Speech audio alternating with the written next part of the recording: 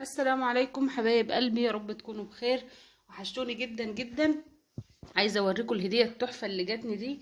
بصراحه عجباني قوي قوي وما تتصوروش. هو كان لازم أن يتصور رد فعلي بيها.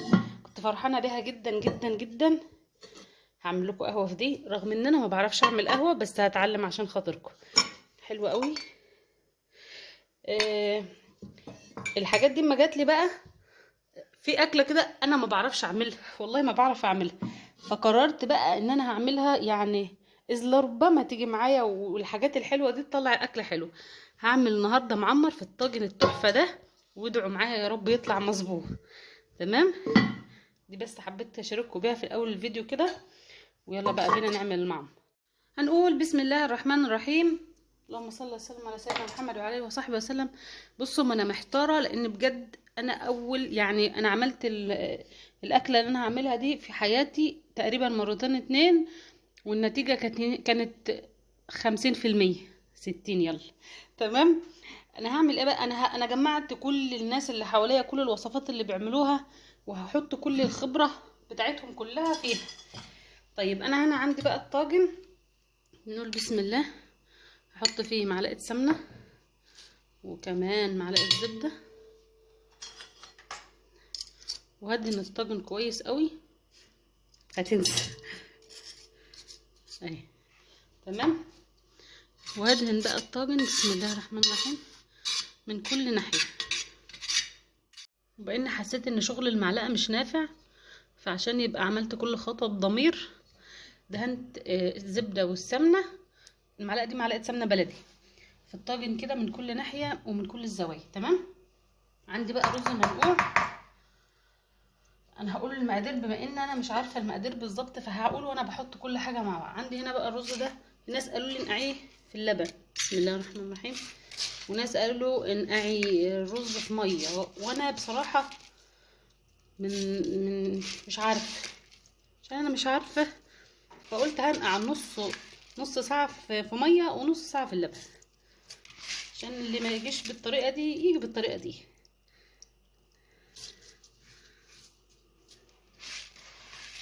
بسم الله. تقريبا المقدار ده هو اللي انا هعوزه بس في الرز ده، الحاجه الوحيده اللي انا عارفاها. عندي بقى هنا معلقه ملح ومعلقه سكر. هما اللي قالوا لي والله حط سكر ملح معروف، انما السكر نجرب. تمام. هنزل بقى ايه، هقلب معلقه السمنه الحلوه دي، كمان معلقه زبده، وهجيب حبه زيت. يلا كفايه كده، البركه يعني برضه.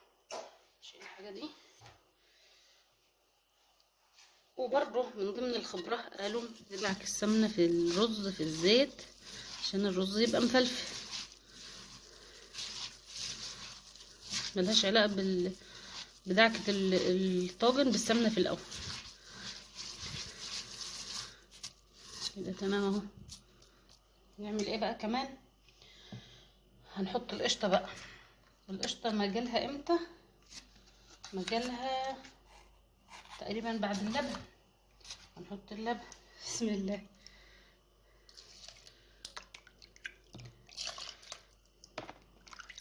ده لبن كنت غلياه في التلاجة وعيناه. بصراحة كنت اعمل وصفة تانية، بس لما الطواجن الجميلة الحلوة دي جاتلي قلت لا بقى، اعمل بقى الاكلة اللي انا ايه خايفة منها بقالي سنين ان انا اعملها. خش بس الرز كده. تمام. تهيألي كده مقدار اللبن كويس على الطاجن ده. هعمل ايه بقى؟ طيب تمام. انا كده بقى من ضمن في التكات اللي قالت لي ان انا احط كرنيب او 2 شوربه لو عندي. دي شوربه كانت في الفريزر طلعتها غليتها مكان اللبن، خلت اللبن. هو كرنيب بس اللي هحطه. عندي بقى هنا الزبده. لا زبده ايه، عندي هنا القشطه. كان نفسي الاقي قشطه بلدي بصراحه، بس ملقتش، فاضطريت استخدم المعلبه دي. وقالوا برضو نفكها في حبه ايه، حبه لبن.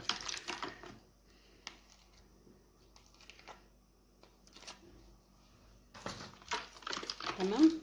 وهحط كمان الزبادي 3 علب. طيب انا كده حطيت علبتين القشطه اللي هم الصغيرين دول، وحطيت عليهم 3 علب زبادي ساده، واحط عليهم رشه ملح عشان تبقى ايه الوش متطعم بس ومملح. هعمل ايه بقى؟ يلا احط عليهم، هي مش هتسيح الا في الحراره. هقلب بقى الخلطه الجميله دي، هتتعمل قوامه، وهننزل بيها بسم الله بالراحه كده على وش الطاجن. انا هسيب حبه احتياطي، هي كده تمام. انا هحطهم بس مش عارفه احطهم امتى يعني. هسيبها بقى كمان نص ساعه منقوعه في اللبن، يبقى عشان نقعنا في الميه ولا نقعناها في اللبن. نص ساعه وهحطها على النار. ما شاء الله اللهم بارك. الرز بتاعنا دلوقتي بقى ايه منقوع النص ساعه اللي هي بتاعت ايه نقعه اللبن.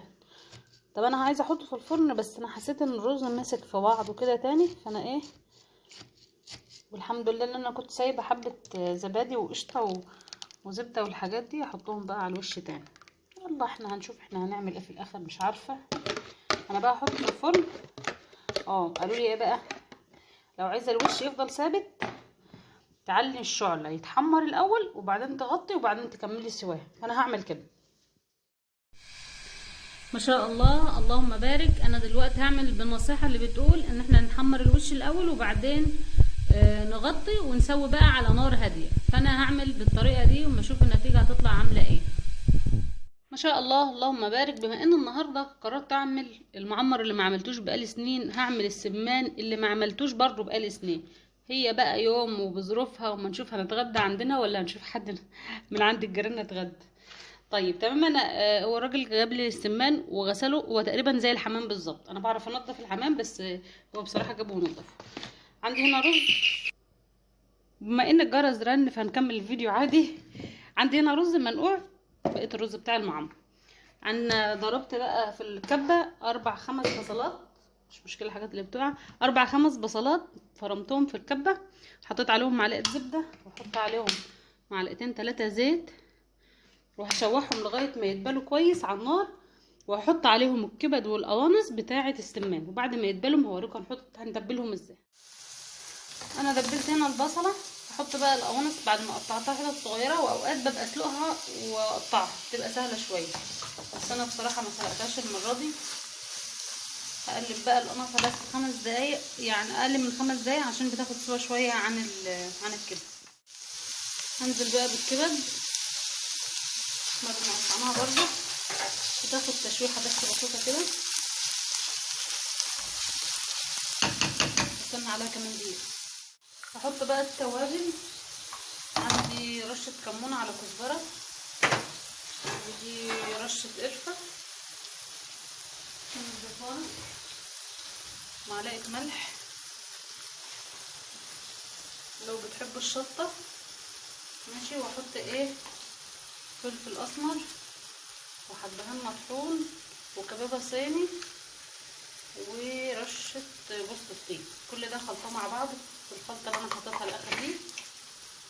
هقلب بقى ده كله واقلب معاها رز، وهحشي بقى هحشي ايه السماح. انا كده خلاص قلبت الرز بالتوابل بالخلطه بتاعتنا الجميله دي. هحشي بقى والورقتين الخضر اللي على الوش دول ورقتين كزبره كده، ما اعرفش يعني، هو انا لقيتني بروحت عند التلاجة وقطعتهم ورشيتهم عليها. تمام. هنحشي تقريبا يعني هو حشو المحشي بالظبط يا جماعه، حشو المحشي حشو الحماه اللي عشان هي سخنه انا مش عارفه امسكها. بس هي بقى ايه الحمامه ما بنقطعش رجليها، دي قطعت رجليها عشان جيت اختبرها كده لقيتها ايه طويله. تمام كده. بسم الله. الرز سخن، فانا ايه هحشي كده على ما يبرد تحت ايدي. خلاص هو كده تمام. في ناس بتحشي تحت الجلد بس انا بصراحه ما جربتش، مش بحب، ما جربتش. هنجرب في مره تانية. بلاش السمان عشان احنا بنتعامل معاه معامله الزائر الغريب اللي مش عارفين هيقعد معانا ولا مش هيقعد. انا بقى على النار تمام، مش فيها اي اختراع يعني. مع النار حاطه حله فيها بصله وطماطمايه وورق لورا وحبهان، كأنها هنسلق الحمام او فرخه او بط او اي حاجه. هخلص واسقط بقى ايه كل الكميه في الميه. هسقط بقى السمان بتاعنا في الميه، وما يستوي هطلعه عشان نحمره. خلاص كده كفايه. ما شاء الله اللهم بارك. خرجنا السمان الجميل بتاعنا بعد ما خدش سوا كتير خالص، مكملش تلت ساعه، 25 دقيقه بالظبط. عملت هنا بقى خلطه عباره عن كاتشب ومعلقه زبده على معلقه سمنه ورشه دقه ورشه فلفل اسمر. تمام.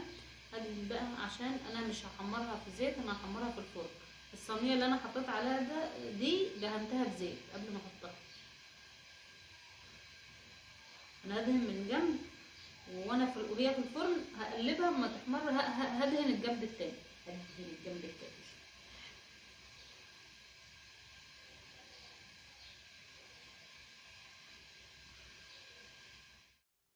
حبايب قلبي السمان بعد ما خرج اهو، شكله في منتهى الروعه. وعايزه اقول لكم الريحه تجنن بجد.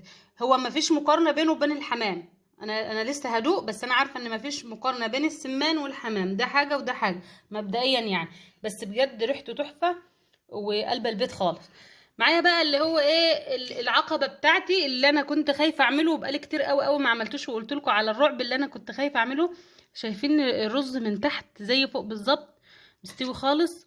وطبقه القشطه التحفه دي في منتهى الجمال والطعم، ولا اروع من كده.